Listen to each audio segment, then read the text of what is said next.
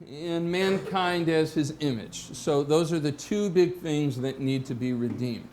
The main idea is that after the man and the woman fall, the world is no longer fit to be his sanctuary. We were talking about the dove or the spirit not having a place to rest its feet. Obviously, there's a place where it can settle, but there's no place that is fit for it to settle. There's no place that is pure enough that the holiness of the Spirit will ever settle there. So the world is no longer fit to be God's sanctuary, and man is no longer fit to be his image. Those come out clearly in the early Genesis stories, particularly when Cain kills his brother Abel. The blood of his brother seeps into the earth and calls to God from the earth for vengeance. The idea that bloodshed pollutes the earth and that it makes the earth unsuitable for God to inhabit it comes up a lot in the book of Leviticus. We'll see that when we begin to talk about Levitical law. There are certain sins which particularly pollute the earth. Second, man is no longer reflecting God's image. So, his covenant, we need to talk about what is a covenant. His covenant consists first and foremost of his historical acts. Now that God has already created the world, but now there are certain things he's going to do. He's going to act in history, and through those acts, he will do two major things. And this whole class is built around covenant, so as you see, the narrative has to do with God's acts. What does he do? We're telling stories about what does he do. Through which he establishes his law. I have that as last up here. Commands and promises. Usually when we think of law, we think of commands, but there's two things that it is made up of. There are certain promises God will make that are to be believed. And then there are certain commands that he gives that are to be obeyed. Now, at the school I teach at, we have a good mixture. Some of them are Roman Catholic and some of them are Protestant. The Protestant kids are really, really big on the believing God's promises. You've got to believe God's promises.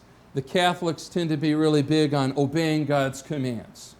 Both of them are important, and Protestants and Catholics can hash that out.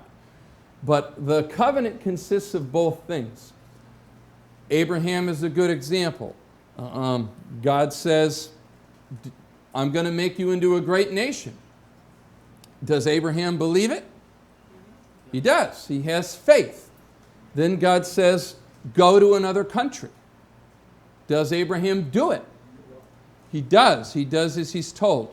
If Abraham believed that he would have been made into a great nation, but had not obeyed the command to get up and go west to the land of Canaan, the Bible story might have gone very, very differently.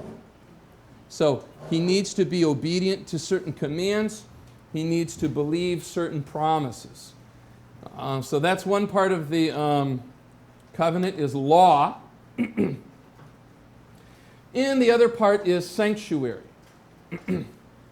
Sanctuary, the dwelling place from which to meet with man. So the sanctuary is God's dwelling place.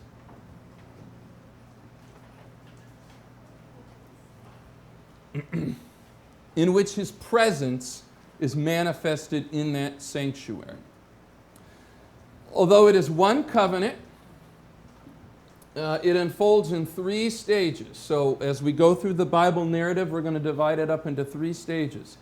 Each of these is marked by a reenactment of creation. That is a submersion and reimmersion from the waters. So we learn that creation, God brings forth the created world out of the waters. He splits the waters above and below. He brings forth the dry ground. He makes it habitable. He fills it with creatures. In the same way, each of the major stages of the covenant will be marked by a reenactment of his initial creation.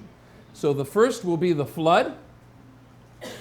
The flood is simply a reversal of day 2 of creation. Day 2 of creation, God separates the water above and the water below. If you read the flood story, it says, the great springs of the deep burst forth from below the earth. The heavens opened up, and boom, you go back to the way things were at the beginning. So the flood is a reversal of creation. Does that make sense? Yeah. Okay. Oh, if you're a very careful reader, you'll note that God says it is good on all of the days of creation except one of them. Day 2. And that's the day where he separates the water. So day 2 of creation is in anticipation of the flood story, which is already there. God already knows the flood's going to happen, in other words. So that's interesting. The second stage of creation, and incidentally, the flood concerns the whole human race. So the other thing about covenant is it deals with people on 3 different levels. The first deals with humanity as a whole race. The second deals with the nation of Israel. So it deals with a specific nation. And then the third deals with individual people. So we're dealing with human beings on different levels. The second stage is, of course, the Red Sea. When Israel passes out of Egypt, there is a parting of the waters. The sea is split. That ought to call to mind the splitting of the sea in the flood, or the splitting of the sea in creation, and they pass through on dry ground. And Miriam and the other prophetesses sing the song of the sea there in the book of Exodus. And then thirdly, the idea of baptism is, of course, a reflection of all of these different things. You're submerged in the waters of baptism, you reemerge, and that, again, is a reenactment of creation, which is why when people convert, the customary ceremony for conversion is to have a baptism. They put to death the old self and emerge as a new self. It's a way of saying that this person has been recreated. The old self is dead, the new self has come into being. So this is very, very ancient imagery. Incidentally, baptism does not begin with Christianity. It begins with the conversion of people to Judaism. So John the Baptist was not the first to baptize in the New Testament. Jews had begun baptizing people who wanted to convert to Judaism for a while, and so it was taken over by Christianity as a conversion ritual, but that's taken over from Judaism. So that already existed. And all of these things are brought into effect through sacrifice, as we mentioned earlier. So sacrifice is the means through which God does his redemptive activity. Now, the first stage is the Noahic stage. As mankind is no longer serving its purpose, its existence no longer has justification. 2 important words here are justice and mercy. Justice requires judgment of sin. Mercy involves redemption. So 2 qualities that we're going to see of Jehovah as he works through his covenant are that he is just and that he is merciful. Justice means that there must be payment. So God in his justice will require payment for sin. In his mercy, however, he will bring out of that redemption.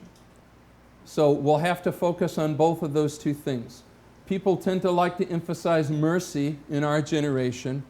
There was a time in the church where they really liked to emphasize justice. It seems like another era, you know. How did that ever catch on? But there was a time when that was really, really the emphasis.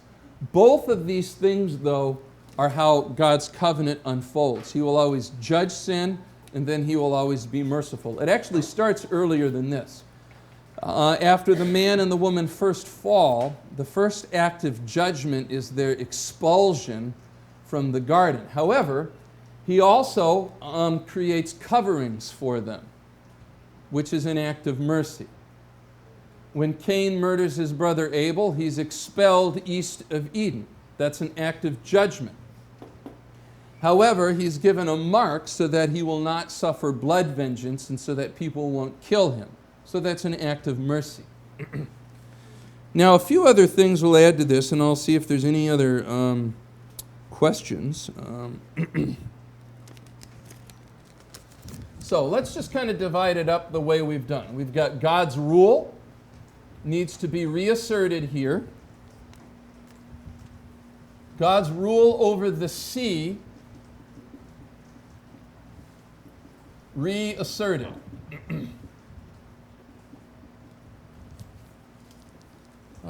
It is a vehicle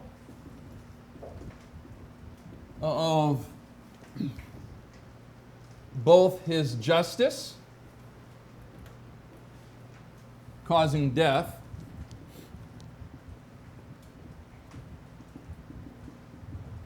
and his mercy, bringing new life. So we have the flood. And then under B, we have God's beneficence.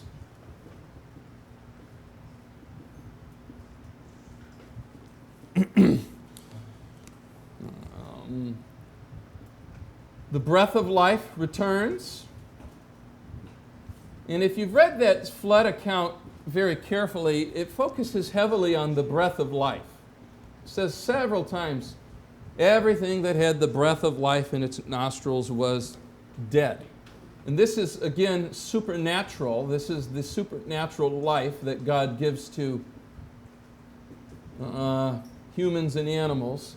And then as far as natural life goes, we have the same old stuff here. There is the be fruitful and multiply, which is a reference to offspring. He's not asking them to do mathematics. Haha. Okay, and then there's food. Only when it comes to food, there is flesh is granted. Blood is prohibited.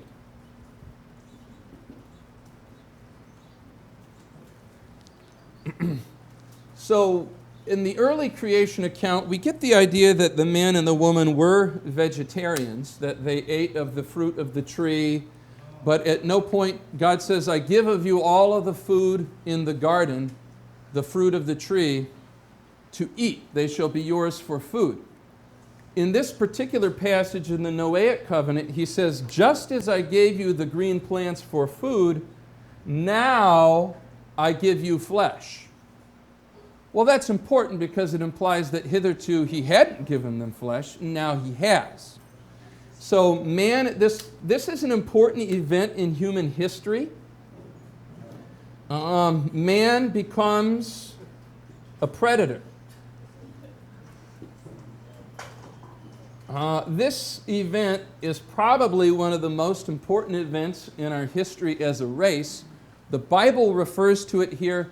Most ancient myths and Greco-Roman mythology and Canaanite mythology also try to come up with an explanation for this. But mankind is not a predator by nature. I mean, if you put me in the wilderness and you put a bear in the wilderness, who's going to eat who? Okay, I haven't got any claws. I haven't got any fangs. And my digestive system is not suited to eat meat. I'm going to get sick. Actually, we're enabled to be predators through the use of tools, right? we have to use technology. So I got to make a spear or something, and I got to hide out. But even if I kill the animal, I can't just eat it. I got to skin it, I got to butcher it, then I got to cook the thing, and then maybe I can eat it. So this is an important event referred to in the Bible, at which point man becomes a predator, and sacrificial worship is probably connected with this event, because sacrificial worship always involves the killing of an animal. It's important, though, that the blood is prohibited. The blood will be used later to atone for sin. Okay? But it's not so used at this point. So even though mankind has been preserved in this covenant, he isn't given blood for atonement. That'll only happen in the time of Moses. That'll only happen in the time of Moses. So the animal has two parts, flesh and blood. Man's given the flesh, but he is not given the blood. And then third, God's beneficence as to man's, this is God's beneficence for man's sustenance, that he stays alive. God's beneficence for man's purpose. I'll just say this out loud rather than write it down.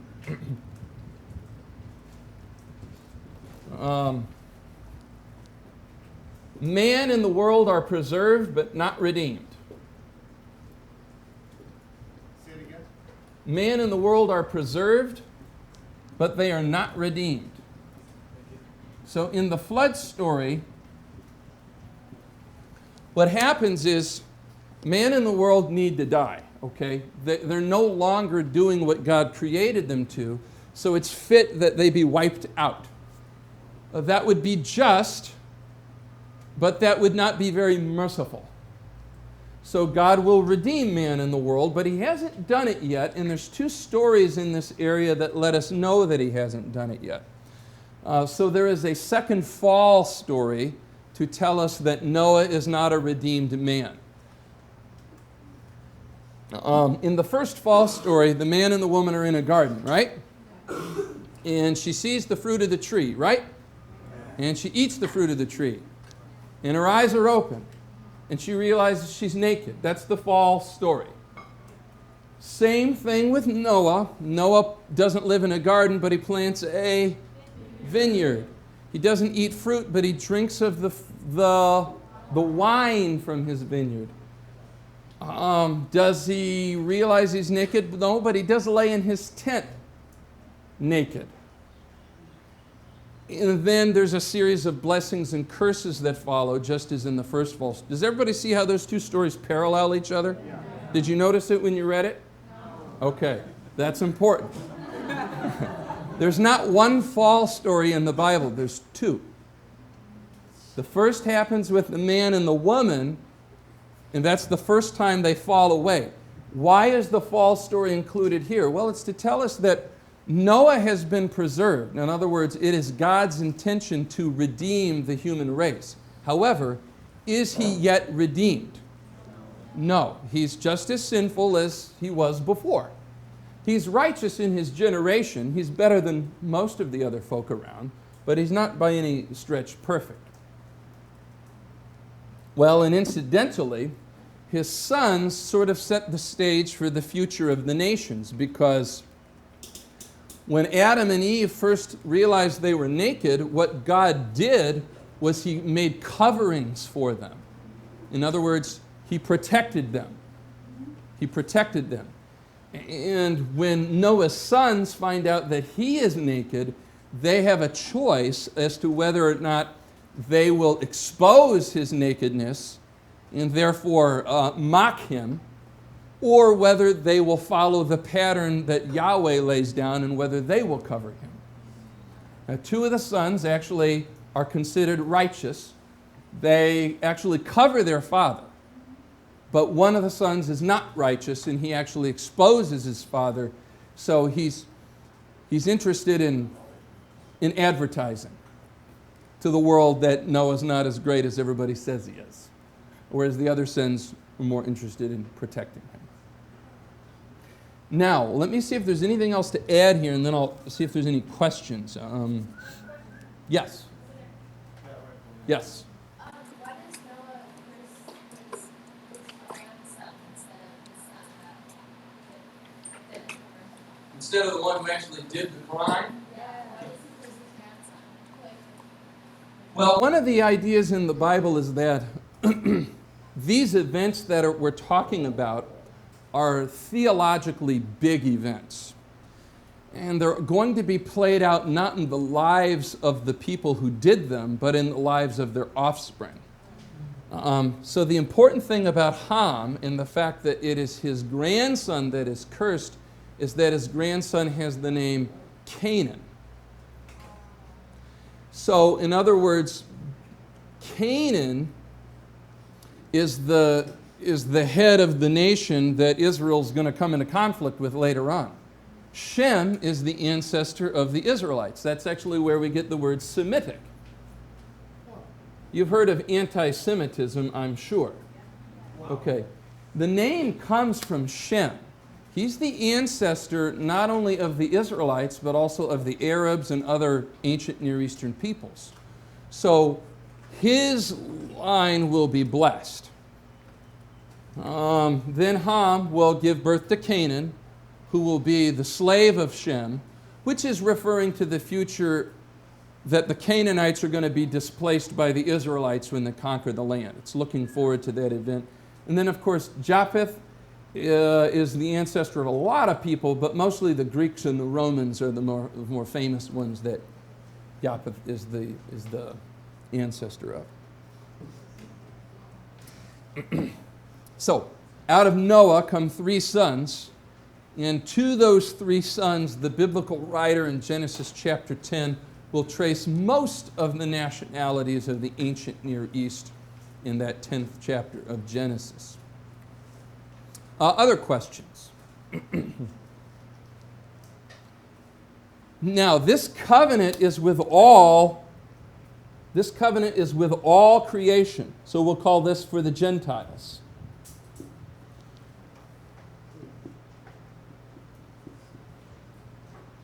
But it also includes animals, too. If you read the text closely, God makes a covenant with all humans and animals. So, one thing we want to bear in mind, we're going to focus a lot on Israel here in just a moment. Much of the rest of Leviticus Numbers deals with the nation of Israel. We shouldn't think, though, that because God is in a special covenant with Israel, that He's not in a covenant with anybody else. This covenant is with all of creation. What are the terms of the covenant? There's one command that God expects of all human beings throughout creation. What is it? What? You shall not, what, did you say it? No, I heard somebody mumble something. But no bloodshed. That occurs in this area. You are not to shed human blood. You are not to murder.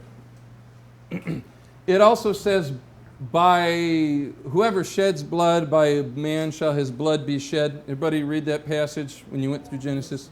Okay. So you're not to commit murder. Do societies have the right to execute the death penalty? Yes. It seems that passage implies that they do. So we could have a theological debate later on about that whole issue.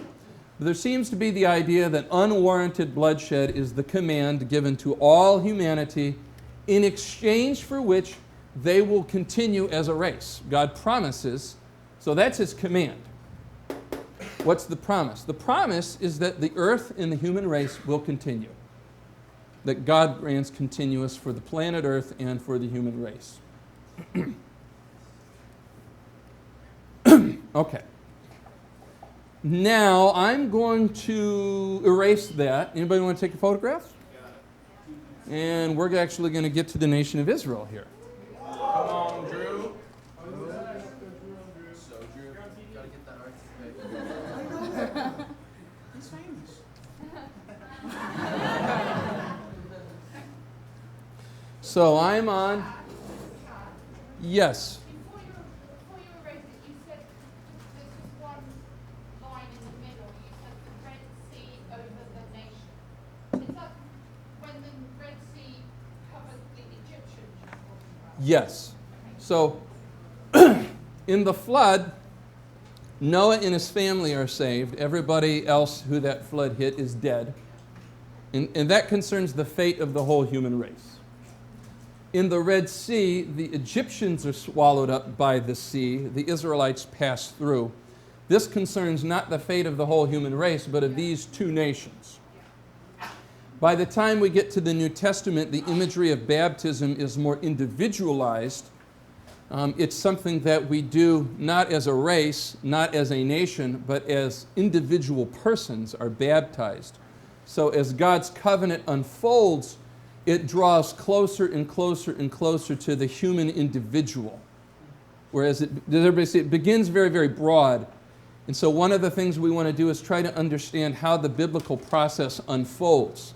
It unfolds in a very, very, in a way that you can talk about, in a very reasonable kind of a way. Yeah, good question. Any other thoughts before I move on? Because we won't come back to Noah. You mentioned there is a pattern between how Noah planted a vineyard but only drank the wine of it and his nakedness and all that, but you said something else and I didn't see Trying that. to trace the pattern? Yeah, I can't see the pattern. Oh. The Bible often tells stories in patterns. So, for example, here, let me erase this and I'll make it visual. That will help. Some people are visual. We all are, actually. So this will not be part of the... As you read the Bible, I'll look for patterns, and I'll show you an example of what I mean. So fall, we'll just call this fall number 1. And we'll call this fall number 2. So here you have a garden. Here you have a vineyard. Here you have fruit. Here you have wine. Here you have seeing your nakedness, but it's nakedness either way. The theme of nakedness appears. And Noah lays in his tent naked. Covering.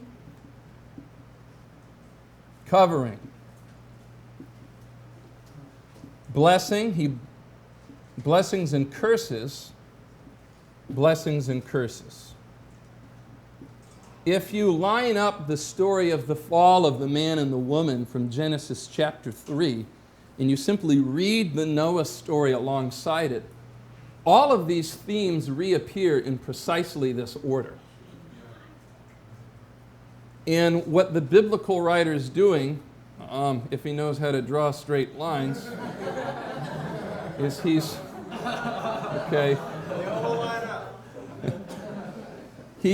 drawing your attention. He's saying this story is this story. And you as the reader need to connect these stories. Sometimes we're encouraged to read the Bible as history. That's important because it is historical in the sense that these events occurred. But what it often does is it makes us shut down the creative side of our brain. And so we stop making these connections.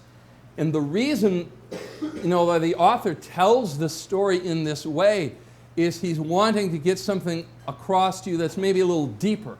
Hallelujah. Okay, than just, well, this happened a long time ago. Isn't that interesting?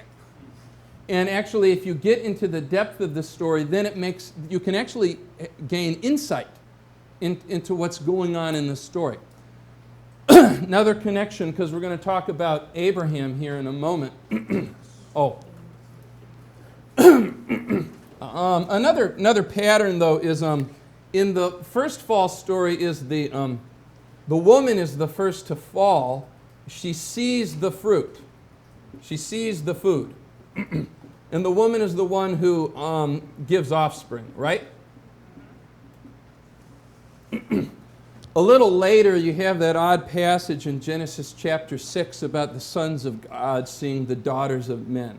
You know this passage? Okay. Here you have sons of God is probably a reference to kings. Sons of God is an old phrase used with reference to kings. David will call himself the Son of God. Adam is a son of God. Jesus is the Son of God. But the phrase is much bigger than that because it deals with the status of kings. And here sons of God, their job is to produce food, but actually they see the women. And they seek to produce offspring through the women. The phraseology in these two passages is identical. The translators often leave it out, but the Hebrew text here says, when the woman saw of the tree that it was good, she took of it and she ate of it. This passage says, when the sons of God saw of the daughters of men that they were good, they took of in them, and whichever that they chose. So this is another parallelism between these two passages. Sometimes those parallels can help us to get insight into passages that are tricky to understand. Particularly in translation, you can have one Hebrew word that can be translated in 5 different ways. That's a problem because the biblical writer will frequently use the same Hebrew word to connect 2 passages. But when you read it in English, you encounter one word in one passage, and a different word in a different passage, and a third different word in a third passage. You don't make those connections. So one of the advantages of learning the Hebrew or the Greek tongue is that the features of the language that the writer uses clue you into what he's doing in the story. Translators often translate that out in order to make the translation sound nice. Now, if the translator doesn't do this, I'll tell you right now, your translation is going to sound pretty ugly. But it's helpful when you're trying to interpret. Another pattern, and then I'll leave this subject off, but is Abraham going down into Egypt. Abram and Sarah go to Egypt.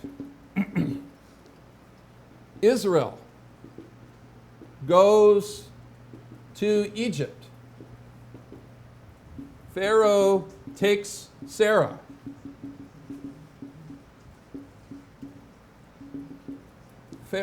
Pharaoh takes the Israelites as slaves.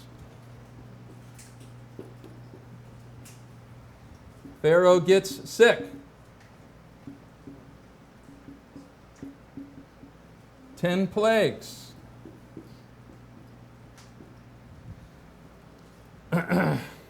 Abram comes out of Egypt with great possession.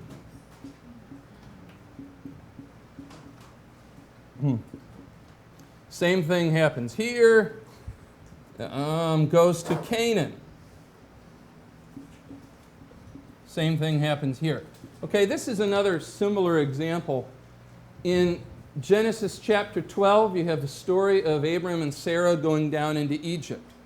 This is a very, very typical example of a Bible writer using a historical story in order to foreshadow a story that hasn't happened yet. This is a foreshadowing of the Exodus. So there's actually 2 Exodus stories. One in the life of Abram, we'll call that Abram's Exodus, and then one in the lifetime of Moses. So just another example, when you're reading these stories, look for patterns. The biblical writer is not like a modern-day journalist just writing down stuff as it happens. He takes the events that happened and he's fashioning them so as to draw deep connections between the events that occur in earlier parts of the Bible and later parts of the Bible. Arguably, in the life of the patriarchs, the whole history of salvation occurs before it ever actually occurs. Because you also have the story of Abraham and Isaac, where his one and only son needs to be sacrificed, right? Okay, so the Joseph story foreshadows Jesus. You have the 10 jealous brothers who are older. And then there's the younger brother who is the miracle child with the colorful coat. What do the older brothers do? Well, they betray him. And they sell him away to the Egyptians. He goes down into the dungeon. He comes up again from the dungeon. And he forgives his brother and he gives them a share in the inheritance. It's very much a pattern of the Jesus story, where he is betrayed by his fellow Israelites. He goes down to the place of death. He comes up from the place of death.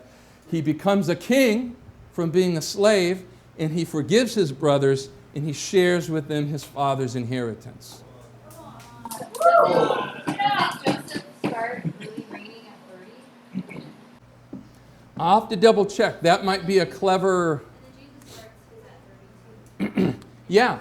There are several connections like that. I want to double check if he does start at the age of 30, because sometimes ages matter. The ages of the patriarchs, we'll have to talk a little bit about that because I'm off topic with all of this stuff. But I wanted to give you a few examples of what you can do with the Bible. It's not just straight history. It's been carefully arranged, and in some cases, it gets a little creepy. Was there a hand up over here? Okay. So we want to talk now about the Mosaic covenant.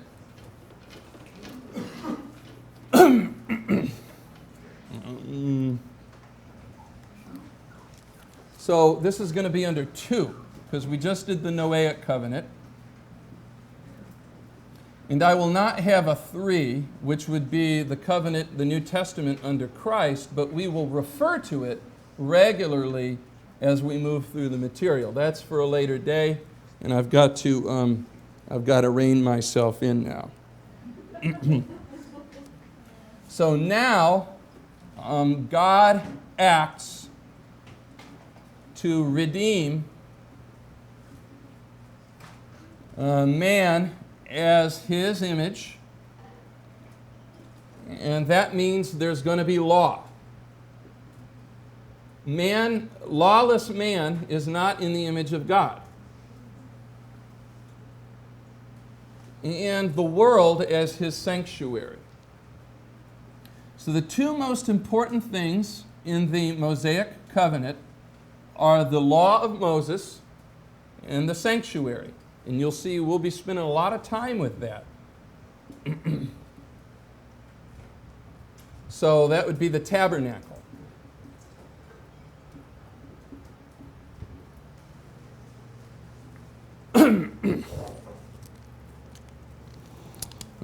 What would we...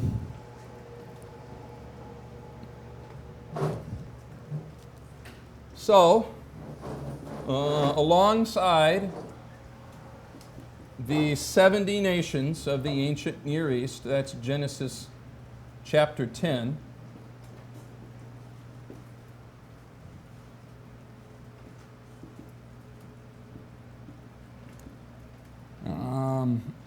If you go through Genesis chapter 10 and count the number of nations, you'll hit the number 70.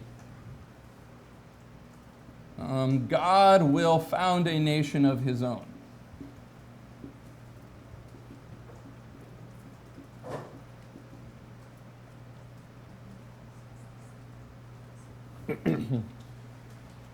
And it's going to begin with the Hebrews. It will pass to the Israelites. And then it will pass to the Jews. So I'll just write Hebrew, Israel, and Jew. And those are just ethnic markers. Abraham was a Hebrew, but he was not an Israelite because he's the ancestor of the Israelites, right? So he can't be an Israelite because he's their ancestor. So if you want to know, well, what ethnic group does Abraham belong to? He is a Hebrew. So all Israelites are Hebrews, but not all Hebrews are Israelites. You guys ever take a logic class? Okay, so you know how you do all that kind of junk. The Israelites are descended from Jacob, And there are 12 tribes: Reuben, Gad, Asher, Naphtali, blah, blah, blah, blah, blah, blah, blah. So those are all Israelites. At a certain point in our Bible history, almost all of the Israelite tribes will disappear except for the tribe of Judah, at which point they will become known as Jews, from the name Judah. So by the time you get into the New Testament, the only Hebrews, Israelites that are really left are the tribe of Judah, and so they're known as Jews. So just to keep track of these words as they appear in the Bible and figure out sort of how they operate. Now, that being the case, I will say, like all ancient national histories,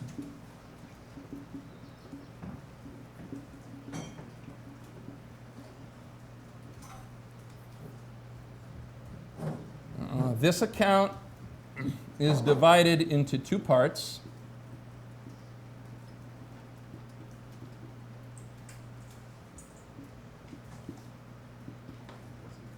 The first is a patriarchal history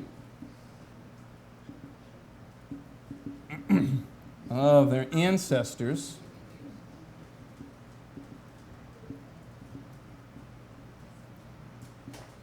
And the second is an account of the birth of the nation.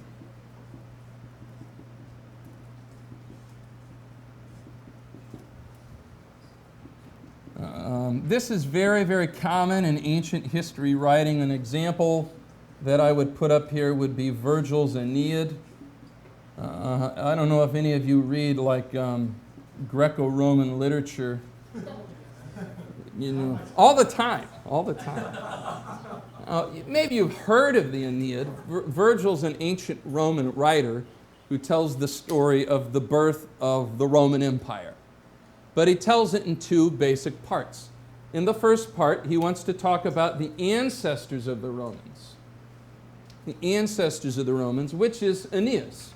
He's the remote ancestor of the Romans. And then he'll talk about the actual birth of the nation from those ancestors. And there you're talking about Romulus and Remus and the people who actually build the city of Rome. So in the same way, the Bible does this. We're going to start with the patriarchal history, or the patriarchal period. I'll say a few things about that, and then I'll talk about the Mosaic period.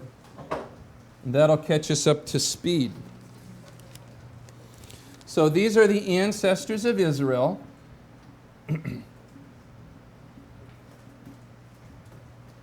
And they're generally enumerated in three: Abram, Isaac, and Jacob.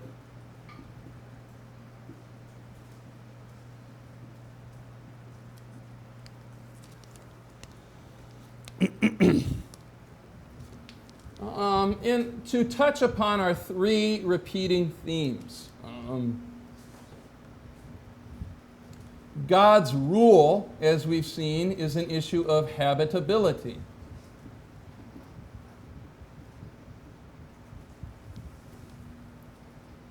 Abram is a foreigner without a home, or we'll say a nomad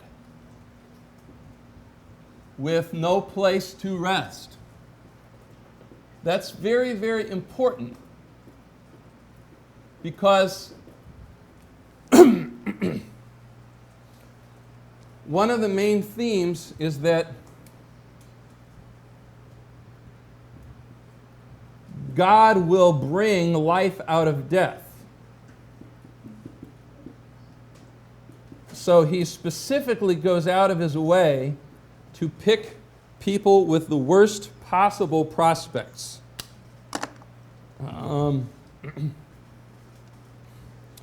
Second example will be God's beneficence. That's the theme. God's beneficence in sustaining life. I can't write well anymore. So the main thing here is that the land is barren, as we mentioned earlier, and the womb is barren. So he can't have kids. And God's beneficence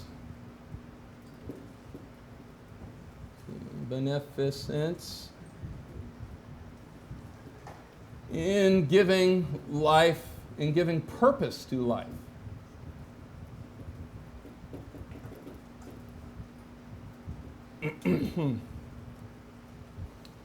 And let's see. He has a promise and then a command. A promise is for land and offspring.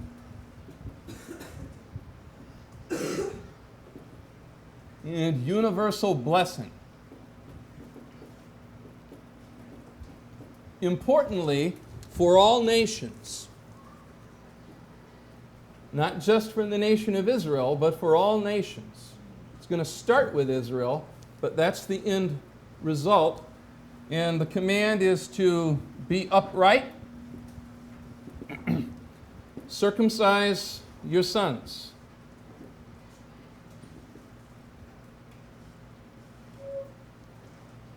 Circumcision is basically a mark for later adoption by Jehovah.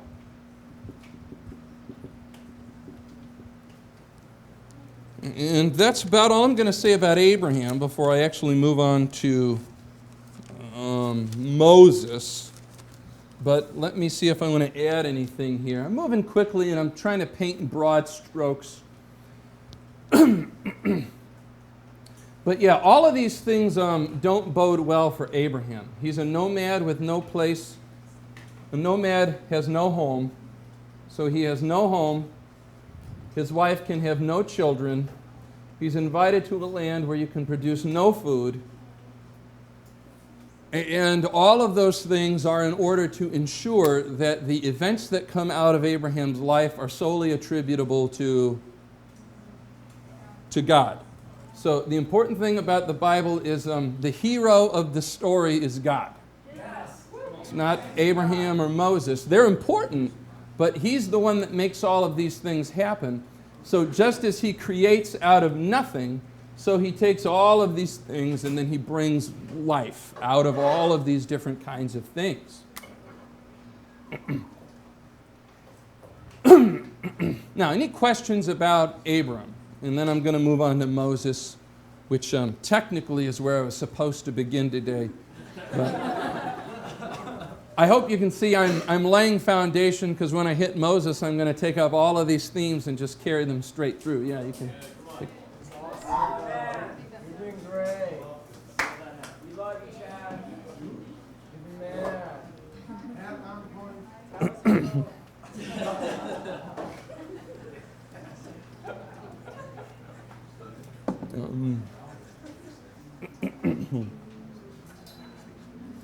Yeah, circumcision.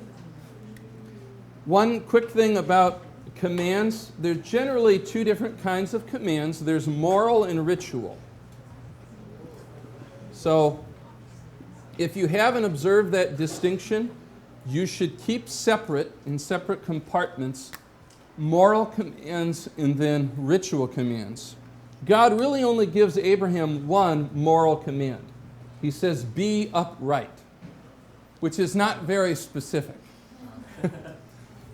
But he expects Abraham to operate, to be true within the bounds of his conscience, within his natural conscience. He doesn't give Abraham any specific moral commands, but he thinks that Abraham ought to know certain things. And so he's to be upright, and then he is to circumcise his sons. Circumcision is something odd to do on children.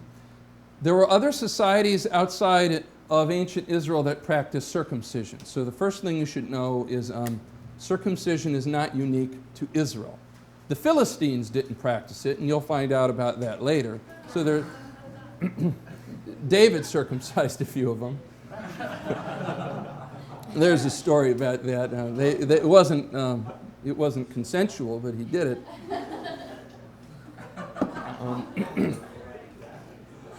Typically, it's something that in ancient societies you did with grown males who were about to get married. And so it was considered a sexual rite of passage that they would get circumcised prior to marriage as a way of ushering them into married life. What's unique about the nation of Israel is the practice of doing it on children on the 8th day after they're born. What it does, though, is it marks them in the flesh, and it marks them for adoption by Jehovah. So it may seem unimportant, but in a way, what Abraham is doing is he is setting all of his offspring apart as God's property, which is a big deal. There's few things that parents have a greater sense of ownership over than their children, right? So for Abraham to mark his sons and their descendants off as God's property is very, very important. Now, that ticket of ownership will be redeemed here in a little bit in the time of Moses. But all of his descendants up to that point who have been circumcised, they're earmarked to become members of God's family when he brings them up out of Egypt and forms a nation out of them in the time of Moses. So a little bit about the purpose of this particular ritual, what it actually does for the Israelites in the course of time. Women obviously do not need to go through circumcision. They will in a patriarchal society, since in a patriarchal society, family is reckoned through the husband. So if a woman is the daughter of a circumcised father, then that passes to her by legal fiction. If she's the wife of a circumcised husband, then that status passes to her through legal fiction. So one thing is, sometimes people ask, well, what do girls do? Well, they don't do anything. It's a patriarchal society, so whatever is true of the father or husband is true of the woman. Does that make sense? That's why when Pharaoh wants to get rid of the Israelites, he doesn't have to kill any girls. Right? Because what do you do with the girls? You marry them to Egyptian husbands, and then they become Egyptian. So he'll just have to take care of the boys. So one thing to remember is that when you move from Egypt to Canaan to Israel, all of the societies are patriarchal. And you need to know that if you're going to understand why some of the rules work the way that they do. It's largely a matter of reckoning who belongs to who. Can you just tell us briefly what patriarchal society looks like? So you said already the inheritance goes to the men. But can you tell us some of the other roles of patriarchs in that way? Yes. Let me note for myself, I'm under 2B. 2B, Part 3 of Section... Okay, right. So in a patriarchal society, you've got the patriarch, who is the father. Just as God is father, the idea of fatherhood. And then he will be the head of a family, which is called by his name.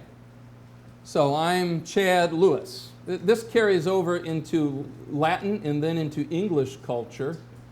I have a name that speaks to my individuality, but this name speaks to my patriarchy. I belong to my father's house.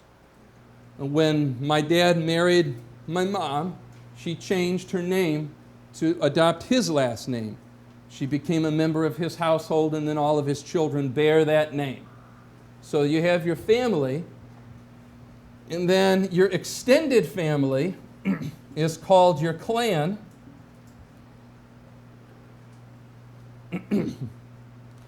And then further out than that, you have your tribe. And this will become important as you move throughout the Bible. So you will have, say, David, son of Jesse, of the clan of Obed, of the tribe of Judah. And they'll trace people based on their patriarchal descent. And that's where you get these long lists of names in the Bible. I am David of the family of Jesse, of the clan of Obed, of the tribe of Judah. Actually, once you know how it works, it can be pretty interesting to trace these if you're into that sort of thing. But that's how patriarchy works. The women then are married into these families, and so they are reckoned by the father into whose house they're born, or by the husband to whom they get married. Yeah. Other questions or thoughts? Mm-hmm. You said women are Reckoned. as in Legally. As belonging to either their father or their husband, and so taking their name. they could go under their cover. Yeah, women are not free in ancient societies, so they don't have, in most societies, they don't have the right to own property or the right to engage in like an independent business or something like that. There will be exceptions. Have any of you read all the way through the book of Numbers? At the very end, there's a very dry passage where a guy named Zelophehad has many daughters. And he dies, and technically in patriarchal society, they're not allowed to own property. And so they come to Moses and they say, should we just give their property away to these other people? And Moses has to make a decision in that case. He actually decides that they should keep their father's property. So there are exceptions under which women can own property, but they're more the exception than the rule. And so one of the issues that'll happen in the Bible is, even in a patriarchal society, there will be cases that arise that don't make it really obvious what you should do. It wouldn't be fair to just deprive these women of their inheritance just because they're not married or they don't have a father. So in that case, Moses says, well, we'll make an exception. They can own property, and they'll take that with them into whatever marriage they move into, should they choose to get married. So these rules, even though they're patriarchal, they are flexible. They're not hard set rules that no exceptions can be admitted of, and we'll see other cases of that. Women typically aren't leaders in the nation of Israel, but there will be exceptions to that. Deborah in the book of Judges will lead the whole nation during her career. So there are exceptions, and we'll want to note when those happen. So just note that we're in a patriarchal society, but it's open-ended. And there are exceptions to any given rule that do sometimes appear. Is that why the genealogy of Jesus is different in Matthew and Well, that's the theory. There are two different genealogies that are different, one in Matthew and one in Luke. So one of the reasons is, one theory is that, well, one's reckoned through Joseph and the other's reckoned through Mary. So that's a possibility. And another thing about ancient genealogies, just in general, genealogies in ancient literature generally, genealogies are often not purely biological and often not strictly chronological. They often contain gaps. That'll be important to remember, because as you read the genealogies in the Bible, one person can be considered a son of another person, not because they're a biological descendant, but because they're legally recognized as a descendant through legal inheritance.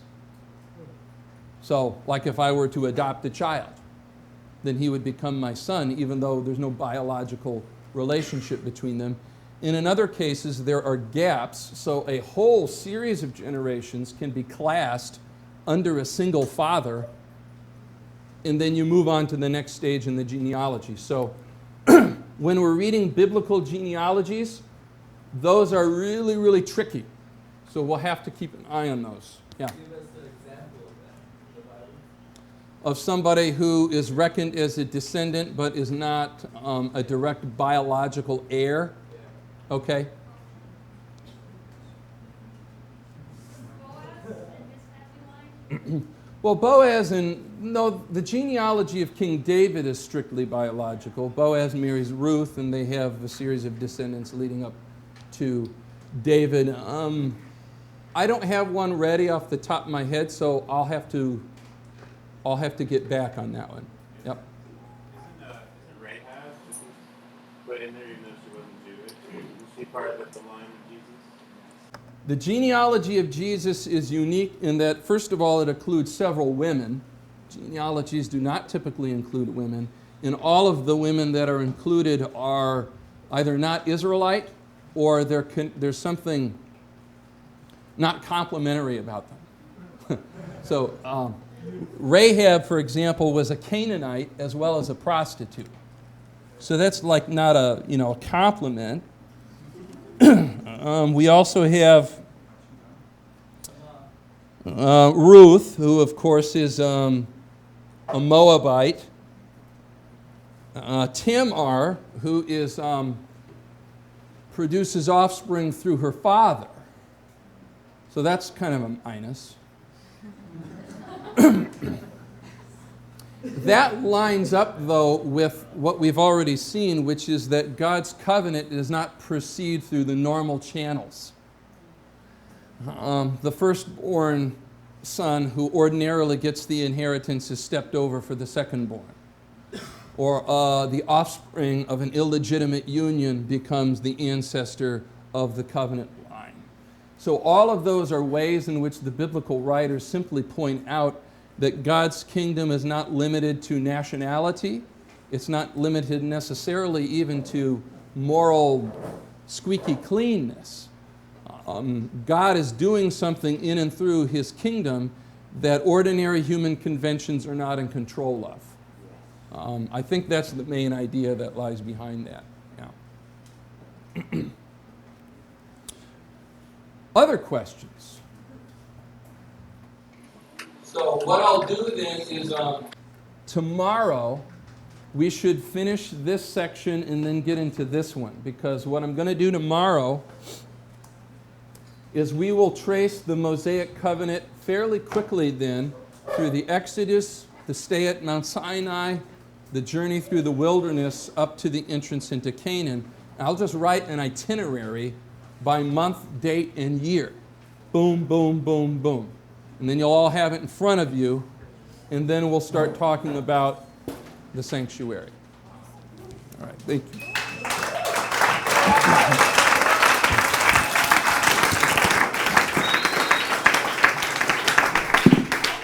Wow, lots to chew on today.